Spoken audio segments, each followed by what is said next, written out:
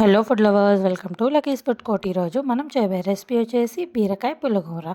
Late చేయకుండా recipe చూద్దాం పదండి. ముందుగా అయితే ఒక పాత్ర తీసుకొని రా కట్ చేసుకున్న బీరకాయ ముక్కల్ని, అలాగే రా కట్ చేసుకున్న 2 టమాటో ముక్కల్ని కూడా వేసుకున్న తర్వాత ఇందులో నేనైతే 2 పచ్చిమిర్చి చీలికల్ని అయితే ఈ విధంగా కట్ చేసుకొని వేసుకుంటున్నాను.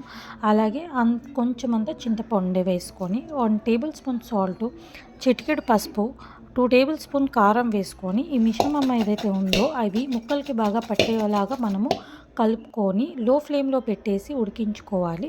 చూస్తున్నారా, బీరకాయలో ఉన్న వాటర్తోనే ఇది ఉడికిపోతుందండి. ఎక్సెస్ వాటర్ యాడ్ చేయాల్సిన అవసరం లేదు. ఉడికిపోయిన ఈ మిశ్రమాన్ని పప్పుగుత్తి హెల్ప్ తోటి ఈ విధంగా ఎనుపుకొని పక్కన పెట్టుకోవాలి. ఇప్పుడు ఒక బాండిల్లో ఆయిల్ వేసి కొంచెం ఆవాలు, కొంచెం జీలకర్ర వేసుకొని చిటపటలాడిన తర్వాత ధనియాలు వేసుకోవాలి. పోపుకి ధనియాలు మెయిన్ అండి. కొంచెం 2 ఎండుమిర్చి, అలాగే క్రష్ చేసుకున్న వెల్లుల్లిపాయ రెవ్వలు, ఆనియన్స్, కరివేపాకు వేసుకొని బాగా మిక్స్ చేసుకోవాలి. ఇవంతా ఎర్రగా అయిన తర్వాత ఈ పోపుని అయితే ముందుగా పెట్టుకున్న బీరకాయలు అయితే యాడ్ చేసుకొని బాగా కలుపుకోవాలండి.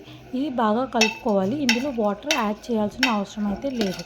ఇది అన్నంలోకి చాలా అంటే చాలా టేస్టీగా ఉంటుంది. అలాగే చాలా త్వరగా కూడా ప్రిపేర్ అయిపోతుందండి. గట్టిగా ఒక 10 మినిట్స్లో ఈ పులిహోర అయితే మనకి ప్రిపేర్ అయిపోతుంది. అంతే అండి, వేడి వేడి పులిహోర అయితే రెడీ అయిపోయింది.